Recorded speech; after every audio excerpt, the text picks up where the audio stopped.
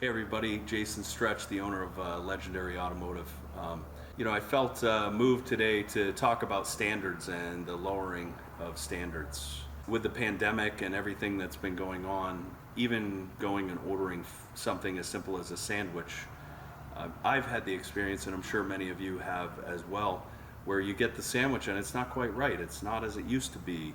The standard that's allowed has become less, and we're accepting these standards like, the sandwich isn't perfect, but that's about as good as we can get. Well, it's one thing when we're looking at a sandwich. It's a whole nother thing when we're looking at automotive repair.